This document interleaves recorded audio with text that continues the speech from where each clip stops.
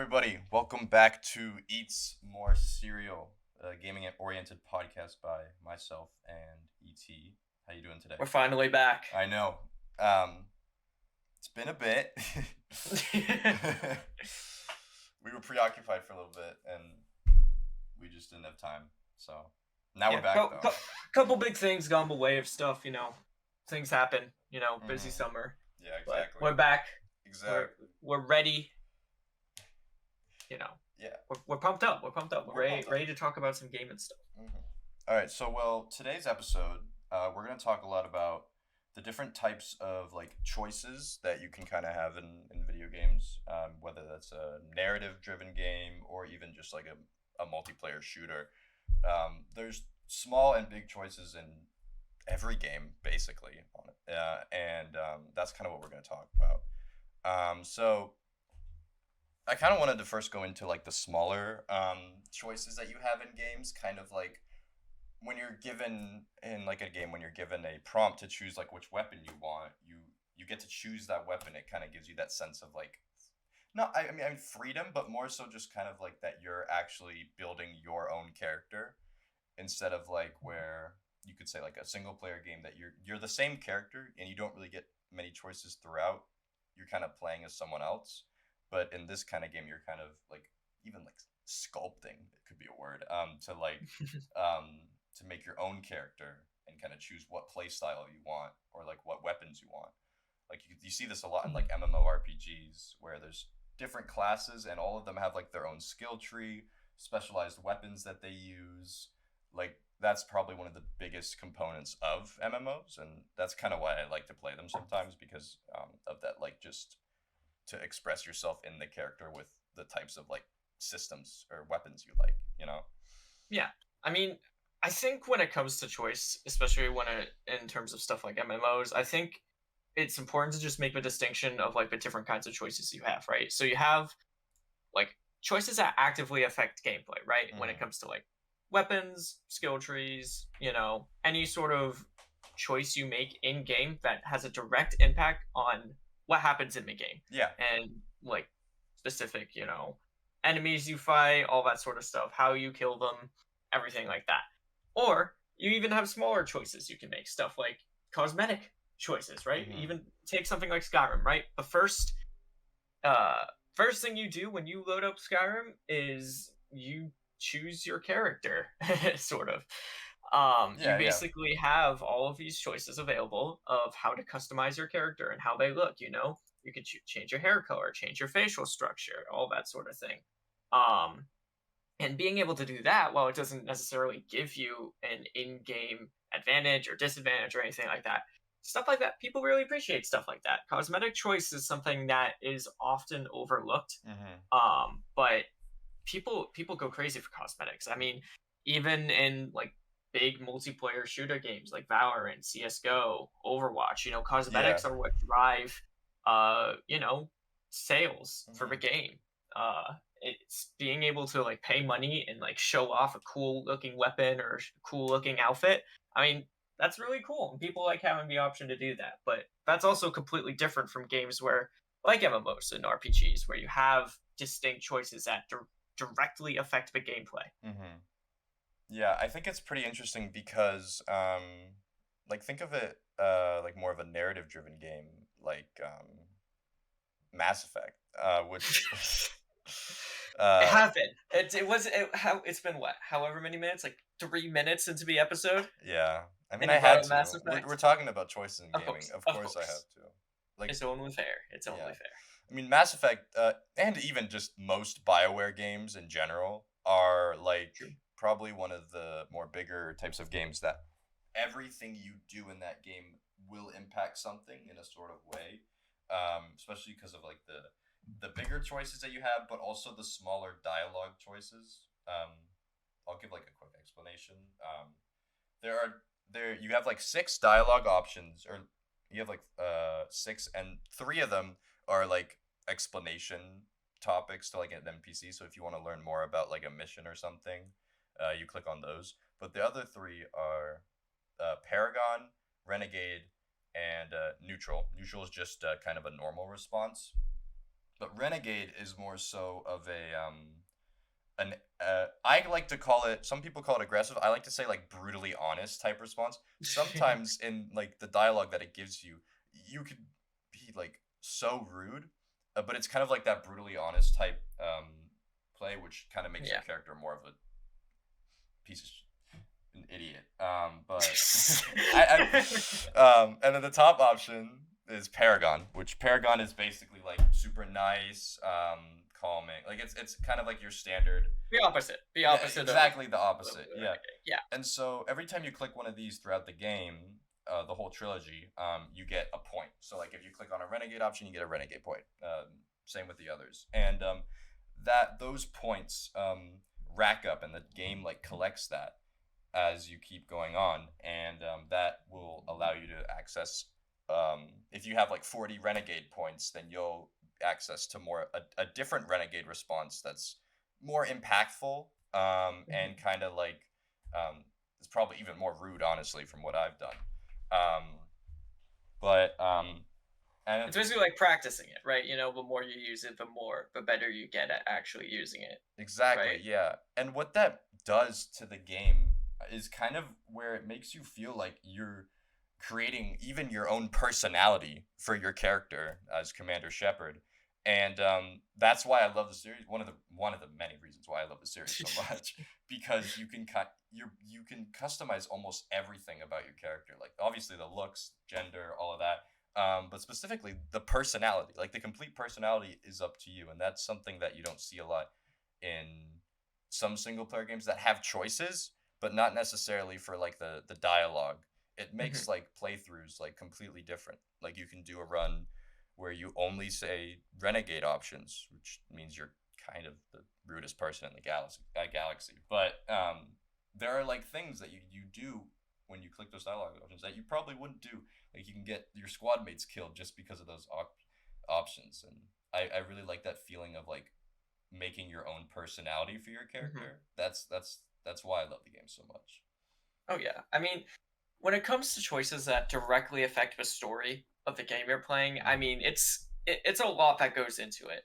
When you think of it from like a game development perspective, I mean, the more choice you give the players, the more difficult it is to Mm-hmm. actually develop a game. Yeah. We talked about this a bit when we were talking about the linear and non-linear games, Mm-hmm. about how non-linear games are a lot more difficult to balance and actually make because the more agency you give the player to go wherever they want and do whatever they want, the harder it is to balance a game around that, you know, Exactly. Yeah. especially when you're working with say like a level system, you have to make sure levels are being balanced correctly and make sure you don't players don't run into somewhere where they're completely under leveled or over leveled, that Mm-hmm. sort of thing. Yeah. um and on that same sort of topic, I think it's important to talk about how choice looks from a consumer perspective, right? Because when you're, I just mentioned before about how people love choice and people love being able to have customizability. The more choice, the better is usually the rule of thumb when it comes to a lot of games. But that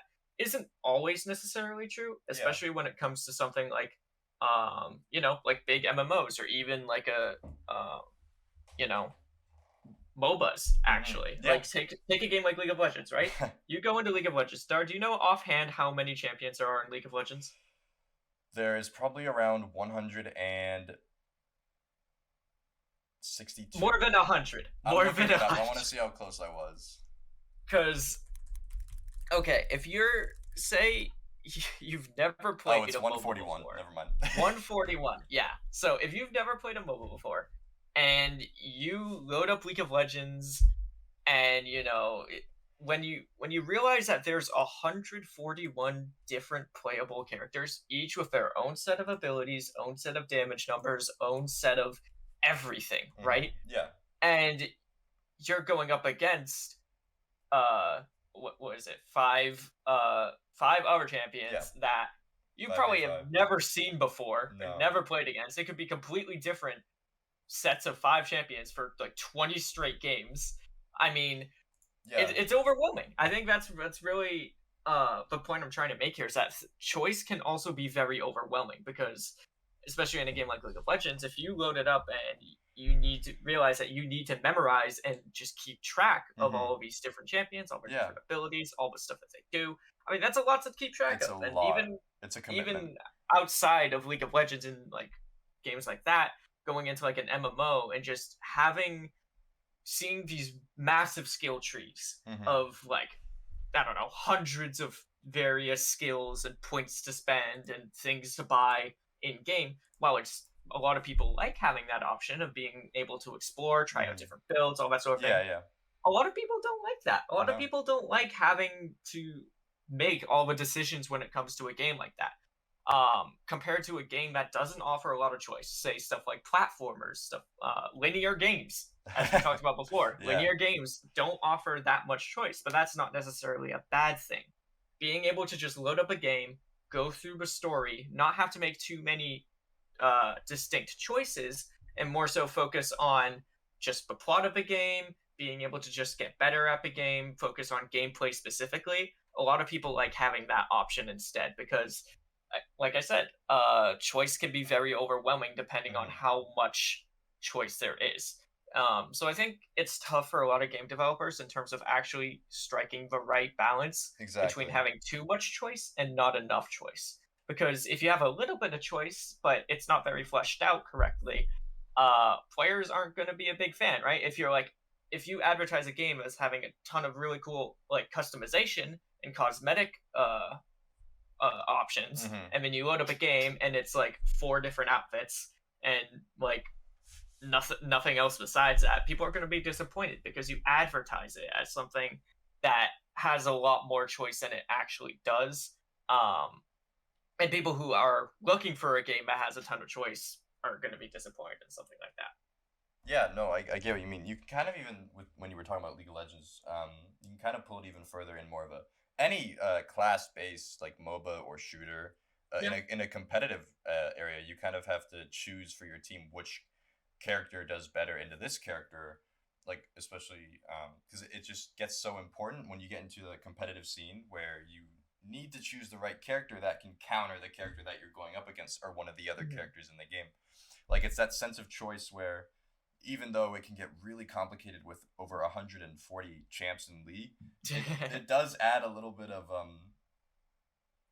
variability, even though that doesn't happen sometimes in pro play. But still, like it's just it kind of like gives the players so many more options, even when there's Mhm. only like a set of like 30 to 20 characters that are like in like are meta technically.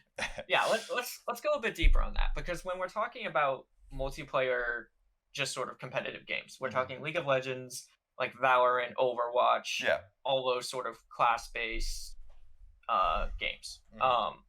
They all have their own set of characters, and people who get the games say again, take like Valorant for example. You Yeah. you open up Valorant and you have a certain amount of characters available to you that you can pick. Um, People choose characters initially when you first start playing the game. But people can choose different characters for whatever reason, right? Yeah. You can pick a character because you just like how they look. You think they're a cool looking character and you think their personality is really cool or whatever. You can Hmm. pick a character because you find their gameplay super interesting. You like Yeah. the abilities they have. You just think it flows well with your play style, that sort of thing. Or you could play the character because, the character themselves, balance wise within the game, is just a really good character and Yeah. really strong in that Exactly. particular game. So if you're say you load up a game for the first time, you're playing with a couple friends, and they're like, "Hey, pick this character because this character's really good." You're gonna be like, "Okay, yeah, sure, I'll pick that character if they're really strong, and I want to win all the time and want to make sure I do everything I possibly can to win. No matter what character I play, I'm going Yeah. to pick that specific character that's the best." Exactly. But again, there's still choice there because people picked different characters for different reasons. And that can sort of get blurry when it comes to actual online competitive multiplayer games because people are all trying to win, but to varying levels, right? Yeah. Yeah. Just because someone is playing a character that they enjoy and may not even be the best character in the game, that does not necessarily mean they aren't trying to win, Exactly. right? Yeah. So if in I guess it's tough with Valorant because Valorant as a whole is pretty well balanced when it comes to what characters are available, and most characters are pretty well balanced. But if you take something Hmm. like Overwatch has a couple characters. Take like Bastion, or Yeah. characters that are seen as sort of like a throw pick, a pick that if you pick this character, you're like actively trying to lose according to your team. Yeah, League I has mean, that too. but oh yeah, because obviously of League, if you have Yeah, 140 exactly. Yeah, ships, yeah, like there's yeah. bound to be a couple that just aren't necessarily good as others. And you run into this issue, right, where people are like, "Look, I want to play the game the way I want to play it because I want to have agency over." The game that I choose to play. Like if I'm installing this game or even buying the game, as the case with like Overwatch and other games like that, I spent the money. I'm putting my time into this. I want to play the character that I want to play. Yeah. But at the end of the day, you're still trying to win, which is tough because a lot of people will go load into this game, see that their teammate is playing a character that's less than ideal for that situation, and Hmm. just they get annoyed because it's not you know their best chance of winning. And I think that's where a lot of things clash because people have varying levels of how they want to win the game. Yeah. And especially with online multiplayer games, you get that sort of jaded energy that comes with people who are all trying to win. And obviously, there are people who deliberately throw games and deliberately try to lose. Yeah. But I'm not talking about that, No, right? no. I'm more so focusing on the fact that people who are all trying to win, but to sort of through different methods and through varying degrees of that. Because people are trying to win by only playing meta characters and only trying to win using the best characters in the game Yeah, are a yeah. lot different than people who try to make things work using the characters that they enjoy. Yeah, exactly. I completely agree with that. That's kind of what I, I'd say I do in League because I play like champs who statistically from like third party websites According to the stats. according to stats are way less played than like even the most popular ones because I think they're more interesting. Honestly, that's my own opinion. Mhm. But I've basically played this one character for so long to where like almost in any situation I can still do like pretty well even if it's not a great matchup. Like I could still do like I mean, Mhm. sometimes I don't do well, but I could do pretty solid in the game just because of my knowledge of the character, Yeah, instead of just playing someone who's meta who I've never played before. Like exactly. it's that it's that type of choice that it would be probably better to just play the character that I know so Mhm. much instead of Comfort picks. exactly yeah Is yeah, because when it comes to like a situation like that, is it really better to force someone onto a character that they don't have experience playing, no even if it is technically a better or more meta character, yeah or compared to just letting them play what they're used to playing, and even if it's not the most ideal for the situation, if they have thousands of hours on the character, then like I'd trust them more on that yeah than exactly you know forcing them onto Lucio or something when they have like an yeah hour played max of them just in mystery heroes or something wall for riding the whole Overwatch. time Exactly, yeah. So it, it's a nuanced topic because it's all situational, right? hmm But I think it's important to mention just that the way choice impacts how people actually play online multiplayer games, because people always act like they are the priority when it yeah comes to playing on a team, right? completely yeah Even though almost all of these games, all these online games are all team based, everyone assumes they are priority, especially when it comes to Overwatch or a game like that you actually have to pay for. People are like, look, I paid $40 for this game. I can play this game however I want. I paid the $40. It's not my responsibility yeah to help you win, uh, to by playing this character or yeah whatever. yeah yeah But and, and yeah, it's sort of just important to think about um how different people's perspectives are on a lot of this yeah stuff, yeah because it really it's tough to think about the other perspectives when you play a certain way. hmm Like if you're used to just playing for fun, or you're used to just playing if you're playing a game just to win as much as you can, which again, most people who play games like Valorant and League of Legends and Overwatch are. Most people who play those games are trying to win most of Yeah, the time, right? hopefully, But hopefully. ideally. Ideally. But when it comes to actually trying to win 24/7, only playing meta picks, right? because they supposedly give you the best chance of winning. Uh, It gets again, it's a blurred line when it comes to actually playing to win and playing to have fun. yeah. I think another thing that's interesting. I'm kind of gonna loop it back towards the more like single player games that Yeah, like yeah, of course, of have course. I wouldn't say like a full a full like story driven narrative that can change based on your outcome. It's more of on a smaller scale.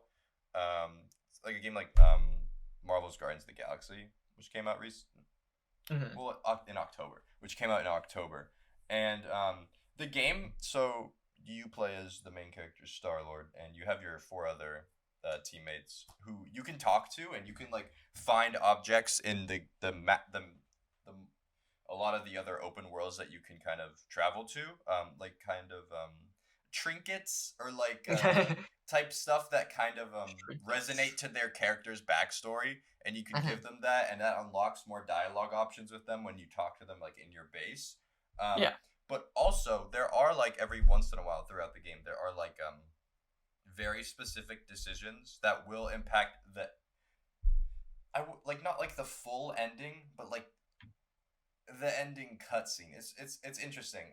Yeah. So there's like some parts where like if you help this like group of people, and you do their stuff for them, or you kind of just leave their base and kill everyone there, they'll either help you in the end, at least in the ending cutscene, so it will seem like they did, not like literally, but they'll help you like in the final battle. They'll show up if you help them earlier in the game, like that it's not like on a bigger scale of a game like Mass Effect, which kind of has almost everything is like being impacted by the choices you make. Mhm. It keeps it more constrained, which I think for that game is a good thing. I think Yeah. it's good that it kept it constrained because it kind of let the story, which I thought was really good by the way, kind of stay itself and without getting too complicated. So that's kind of a type of game that has like that narrative like choices in a game, but it's Mhm. not as like kind of crazy or as complicated as a game like Mass Effect can be for like a new player. So that I mean I recommend Mass Effect all the time because I love it so much. But if I'd recommend more of if you want like more of a smaller choice driven game that's more constrained, and like Guardians of Mhm. the Galaxy would be one of those. Yeah, I mean, it strikes the right balance, Yeah. right? In terms of, having a set storyline, but also giving the player the option to alter it at least a little bit, Mm-hmm. even if the main storyline doesn't change too much, giving players that option of, making it feel like they have some choice in the matter and making it feel like they actually have an impact on how the story goes. I mean, again, that's why people play a lot of single player games, is to feel immersed in the story. Exactly. And again, choices like that helps immersion a hell of a lot. Making it feel like you're making choices that actively affect what's going on in the game. Mm-hmm. That's one of the best parts of story-driven games, and honestly, why people love comparing it to stuff like movies. Because while movies are a set storyline, story-driven games and like linear games in that fashion, I mean, that's what makes it so cool and so unique as just a media, Yeah. because you have direct impact on how the game goes. And Mm-hmm. honestly, that's just really cool and fun to play. Exactly. Yeah. Another interesting is the Telltale games, which in my opinion are kind of like Visual. Let's talk yeah, visual novels. yeah. So Telltale, it's a visual novel that has Yeah. multiple endings with different dialogue choices, and basically, first off, they don't exist anymore. Um, That's one way to talk about Telltale games. Yeah, um, that means well, Telltale as a company does not exist I mean, anymore. their employees learned that they were all getting laid off 30 minutes before they had to leave. So, Yeah, I mean, it was a mess. it was a It was a mess. mess. But basically, Telltale games are like story-driven visual novels with So the best way to describe them are choose your own adventure books, basically, but in video game format. yeah, Right. You and basically have all these different choices and all mhm, these different endings depending on what you choose. But yeah, and in terms of gameplay, in some of their games it's pretty limited, but they have like a what's it called? It's like the like oh, is it like slow time combat? What is it? oh, uh Quick time events. Quick quick time time, events. quick time, Yes. quick time events. They have a Yes. lot of quick time events. Like if there's a fight that's breaking out, or something. They also sometimes let you walk around a room, but that's really it.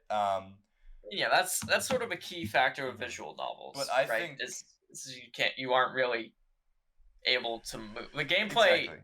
isn't the priority. No, not at all. But the one thing that kind of sets it apart, obviously it wasn't the first of its genre, kind of, but it was the first big one, especially with the one that I actually didn't play was The Walking Dead Telltale, Mhm. which I mean, it's gotten it great reviews. yeah, it It's got probably the best. really every like Let's Player on YouTube played it at least once. Mhm. It was very popular, but it's because it was so focused on the story that the story was actually like pretty solid and stuff. I mean, some of their games that they made, like their Guardians of the Galaxy one, I don't think is that great, but like they made two Batman ones which I thought were really good. Mhm. And then The Wolf Among Us is another good one. But those type Minecraft story mode. I didn't play that one. I didn't play that one. Have you played that one? I've played a little bit of Minecraft story mode, and it's like it's fine for what it is, but let's be honest, Minecraft characters are not like the most No. enticing plot devices out there No, they're not. compared to like established IPs like The Walking Dead, like Batman.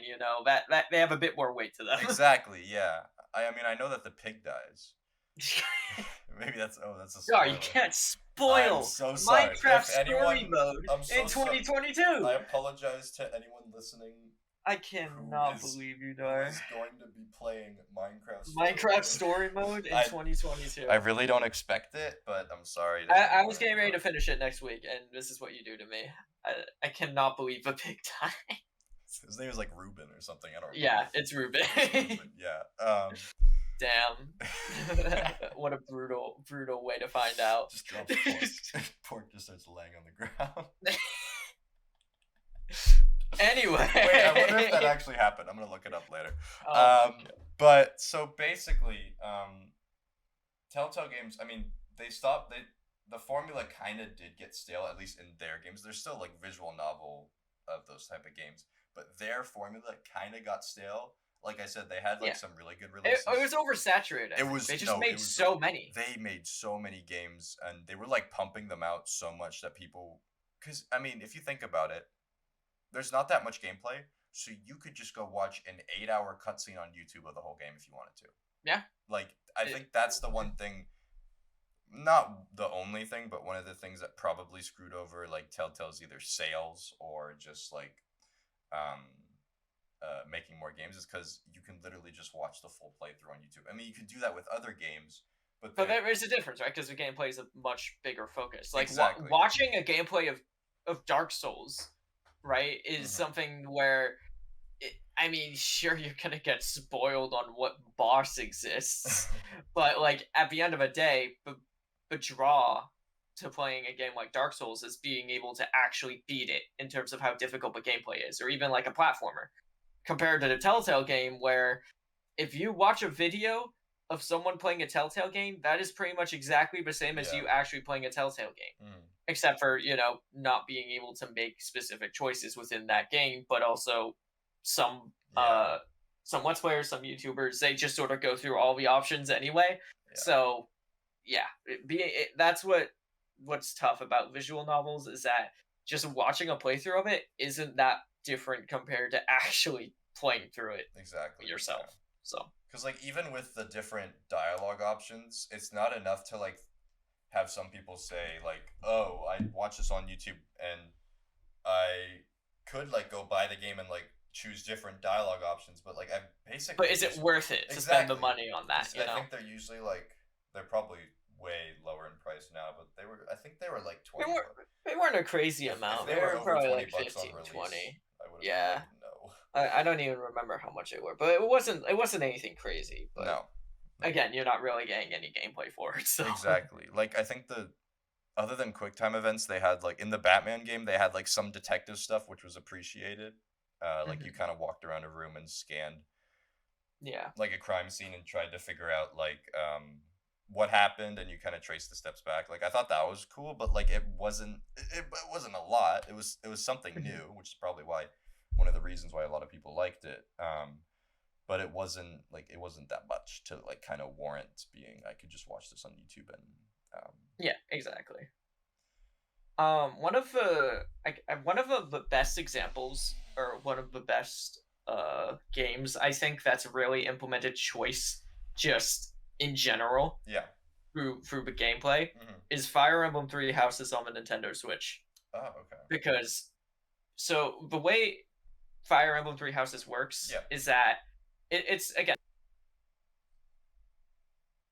it's a plot driven game. You have to just sort of go through. You end up at this school, Hmm. and you're sort of going through months and months at the school. Each month is like a chapter. Okay. But eventually, once you hit, I think like 6 or 7 chapters in, you basically have or actually you make the choice at the beginning of the game of which of the 3 houses you'd like to sort of be part of. Okay. And that choice alone changes the entire plot of the story. Oh my god. So, because like 6 or 7 chapters in, there's a massive time skip, Oh. where it skips like a couple years, I think, into the future. Hmm. And again, depending on what house you chose, it's an entire different story, depending on That's which really one you chose. cool. It's really, really cool. And not only that, given that each house in the game has, I think, like 8 or 9 characters, like specific characters that you can which is sort of like the main gameplay part, is that you can use these characters. It's a strategy game. Yeah. Um Same as like XCOM or something like that. Yeah. That's sort of like what the combat is. Okay. Um, but you have specific characters with specific archetypes, specific, weapons, all that sort of thing. But depending on what house you choose, that's sort of what characters you get, and each one is different, all that sort of thing. Yeah. But what's really cool about Fire Emblem Three Houses is that throughout the first like 6 or 7 months before the big time skip, you can sort of recruit and put in the effort to recruit other people from different houses into your own house. Yeah. And again, it all has an effect Okay. uh, Okay. on what happens after the time skip, and like the plot completely changes because of it. And honestly, it's just done really well. I remember when I got it, I played through what I thought was basically just a regular playthrough. I didn't even realize, because I had never played a Fire Emblem game before that. Okay. But when I first played through it, I just played through standard, and then realized after I beat it once, I was like, wait a minute, that was a completely different story than if I actually picked like a different house. So I went through and just played every single house ending, and each one was basically a completely different game. It had a completely different storyline, completely different plot, completely different final boss. Everything was different. And it was really cool because you sort of see these characters throughout the entire game, but the way they act and the way everything plays out is all dependent on the choices you make, Yeah. and who you recruit and how you play the game. Okay. And there's like secret endings on if you make specific choices, and I don't know, it's just really, really well thought out, and honestly one of the better RPGs I've played in a bit. Okay. Because I honestly just really like the strategy Yeah. combat, Yeah. but also like that was one of the few games where like the strategy combat is actually backed up by a really engaging story and really fun and well developed characters alongside Hmm. Yeah. No, I've never played Fire Emblem, it. so I was kind of just listening to that. But I love the idea of like a complete just time skip, and then just having Mhm. three different. Is the beginning the same? Is or it's like So so it's sort of the same in terms of the first like 6 or 7 months. Again, you choose the house like right at yeah. the beginning, Okay. so you still have a chance to like interact with other houses and make a few smaller choices. But what's really cool too is that after the time skip, every house still interacts with each other Okay. afterwards. Yeah. So you still get those interactions, and it's honestly just really, really cool. Yeah. Again, I don't want to give any like major spoilers. I mean, technically the time skip is a spoiler, but like I mean, it's it's not. not It's not. It's more like so what happens after that. That's the like big like spoilers. I'm not annoyed by that, and I No, haven't yeah. played the game like It's that. it's really cool though. Yeah. I mean, it's done in a way where you really feel attached to the characters, which is Hmm. really cool. Yeah. No, that's great. Another thing that I thought was kind of interesting. We talked about this earlier. It was kind of about like I mean, we talked about it with open or not open world games with class based games, but the kind of Mhm. idea of being especially with League with like 141 characters, like kind of being overwhelmed of like what do I do, who do I learn, Yeah, how do I get there? Kind of with open world games, like a game like yeah, I think a game that definitely. has this happen too is like Sea of Thieves, because Sea of Thieves is like a is Yeah. an open world game where you get on a ship and you can literally just do whatever you I want. mean, there's not really a direction No, there isn't. on where to go There's on like Sea of some Thieves. like, I mean, they have like the Jack Sparrow campaign, and they have like some small like campaign Yeah, events, but but isn't really like a campaign either no, in it's not. general It's for Sea of not. Thieves. But it kind of just allows you to get a ship and go out and do whatever you want. And I think for some people that from like there are a few I have a few friends who don't like Sea of Thieves because it just they don't know what to do. Like they'll play Yeah, in a group, but they can never play that game alone. Like they just will be I mean overwhelmed. it's tough because you have to have a set direction in mind Yeah. if you want to play that game by Exactly. yourself. And like there's a bunch of choices you can make too, like with what type of like clan or something The you embassy yeah, thing or whatever. the embassies that you want to like do quests for and stuff. So there's a lot of choice in that, even just with customizing your own ship, but like still you have to like fully sail your ship all the way over there, and it's a lot. And the game is more fun with friends obviously, but like I think that it kind of has that part where if someone's just buying it to play it solo, like I don't know how well that'll go for them because Mhm. it just kind of overwhelms them. Yeah, I mean, when I first bought Sea of Thieves, I don't even remember how many years ago I bought it because it's like, wow, this looks like a really cool just pirate game, you know? Hmm. And it is a really cool and fun pirate game. But when I first bought it, I played it solo. Yeah. For the first, couple times I played it, and I was like, okay, did a tutorial. I know how to sail the ship and everything. And then it basically just drops you off on an island, and it's like, all right, Bye. go off, bye, have fun, Yeah. good luck. And you're sort of left there like, what do I do now? Exactly. So I Yeah. mean, as you said, yeah, you can go around, you can talk to the various embassies and stuff, pick up a couple like really small quests. Um, in terms of like, oh, here's a treasure map of a treasure that's located on this one island. And it's like, okay, I can go out, I can grab a treasure and come back, but yeah, that's like 10 minutes, that's nothing crazy. Some people don't like um I guess it's tough because it's not campaign based or like No. story based No, it's necessarily unless you do very specific side quests that you have to sort of I feel like for a lot of those you kind of have to look them up yeah. um Like for like the really big like story-esque quests in that yeah. game They rather than have just sort of stumbling upon them. there is like lore, it's just kind of It's hidden. It's hidden. it's and it's spread throughout where Yeah. you kind of have to do something very specific if you want to go look for it. Which it's that's a great thing for people who love that kind of game. Yeah, For people who exploration. love exploring and people who love just discovering all this sort of stuff and figuring out the puzzles on their own and just sort of taking matters into their own hands and just discovering it as they go. Some people love that kind of gameplay.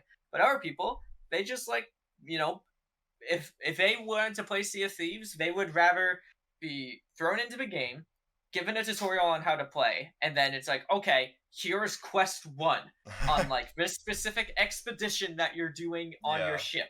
And you go from beginning to end, going along all these, islands and I don't know, fighting all these enemies and stuff. But Yeah.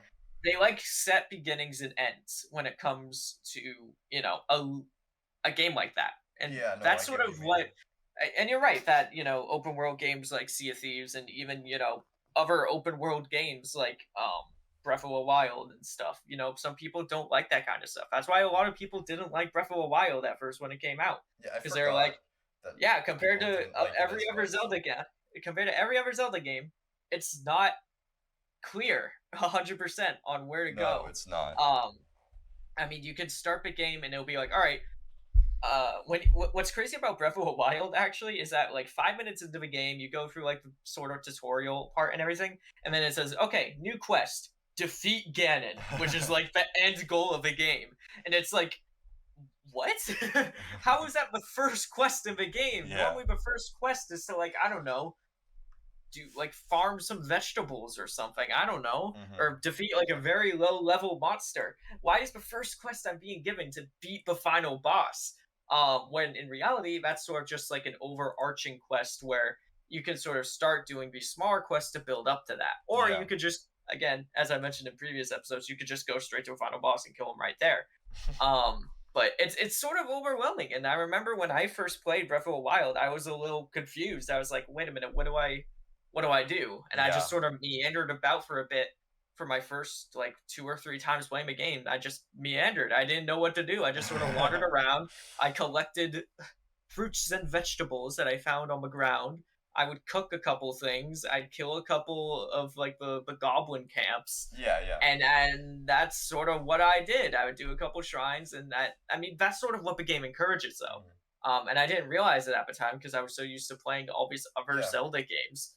And I was like, where are all these massive dungeons that I'm used to? Where's the linearity that I'm used to when it comes to a Zelda game? And the more I played it, the more I understood and the more I Mhm. enjoyed it. But again, it's a bit jarring for people who aren't used to that sort of game. Yeah. Have you beat the game? Oh yeah, plenty of times. I've 100%ed it too. Oh my god. Unfortunately, Yeah. unfortunately. I have like 40, 50 hours in it.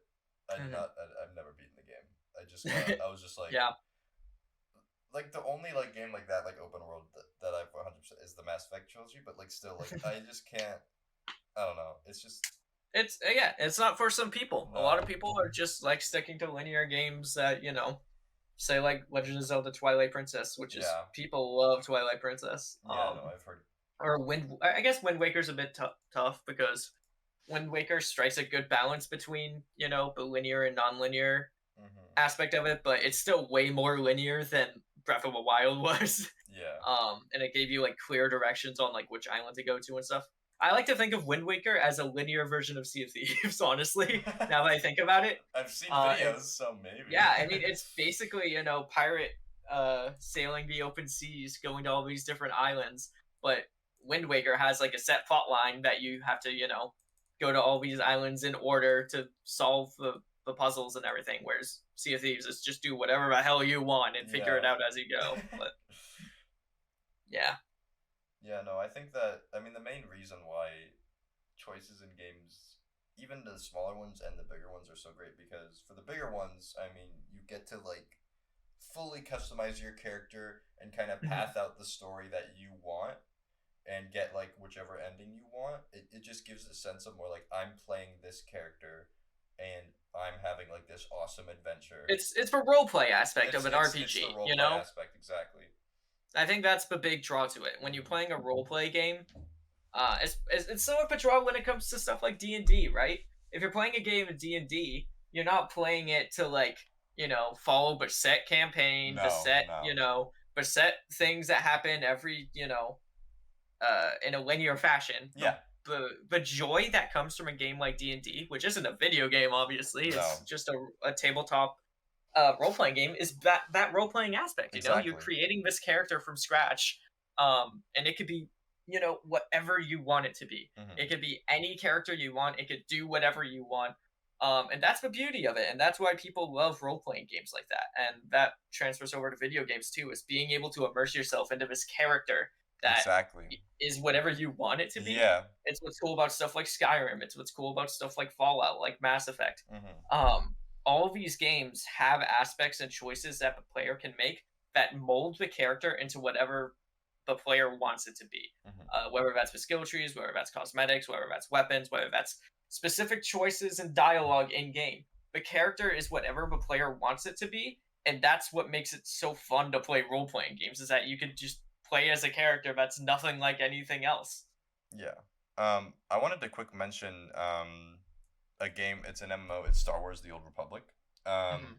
and Star Wars: The Old Republic is an MMORPG, but I played a little bit of it. I will say I haven't played enough to like fully experience it. But the one thing it's also made by BioWare. The one thing I like about it is that it is an MMO at heart, but most MMORPGs don't go into the RPG like part of it as much as they do the MMO aspect. Yeah, And this game really puts it into the RPG aspect at the same time. I mean, it is BioWare, so they were going to anyways. that's what Um, they do. yeah, but it what it did is it made the way of your class and your character like just way more customizable because you can like start on the Jedi or the Sith or whatever. Um, and completely different storylines with dialogue options, with different endings and that type of stuff. But that's kind of I might even start playing again now because I'm talking about it. But I just love the fact that there's an MMORPG, and there's probably more out there that I haven't heard of that also just hone in on that RPG part of it. When a lot of MMORPGs don't do as much as this game does. I just wanted to quick mention that because I thought it was a good example.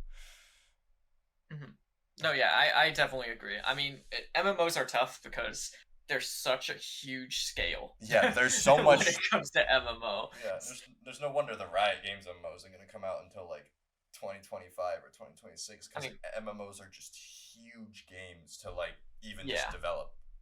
I mean, MMOs, that's the draw to MMOs. Exactly. Though, is that people who play MMOs are people who just love having a ton of stuff to do. Yeah, no. They love having a ton of choice. They love having a lot of stuff to do, and they love having as much freedom and agency over their own character and their own gameplay as they want.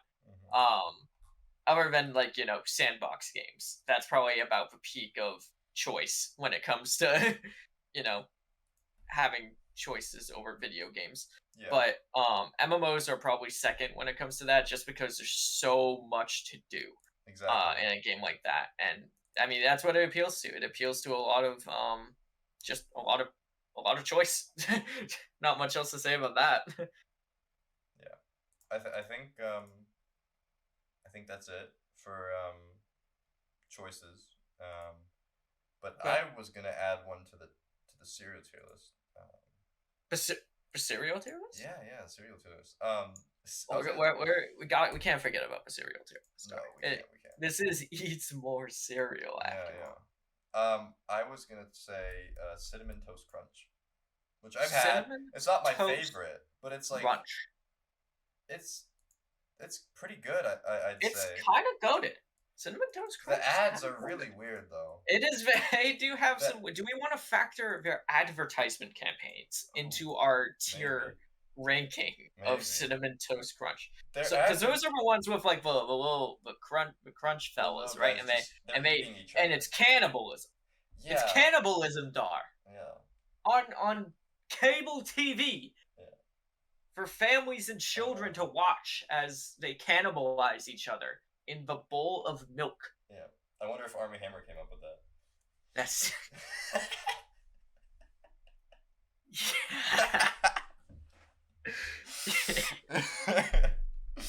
I think Cinnamon Toast Crunch is an A tier, maybe. I think it's a high A tier. Yeah, it's not. It's definitely not S. It's not S, but I think it's good. You know, it's when it comes to sweet cereals, you know, sugary. I think Cinnamon Toast Crunch has a good balance. You know, got the cinnamon. Yeah, it's one of the better cinnamon cereals out there.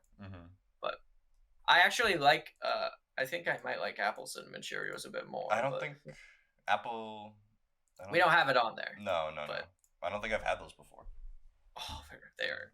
I mean, have you had Apple Jacks? Yeah, I've had apple. Think about those, but actually good. Now that's interesting. You know, that's intriguing. I mean, because Apple Jacks suck. No, they're not great at all. I hate Apple Jacks, but apple cinnamon Cheerios are perfect. Right amount of sweetness, you know. And we're not talking about apple cinnamon Cheerios yet. That's not for day. Cinnamon Toast Crunch. I think that's an A. I think that's a solid A tier. Yeah. Undisputed amongst us two. No guest allowed to dispute our claim. No, none. So. All right.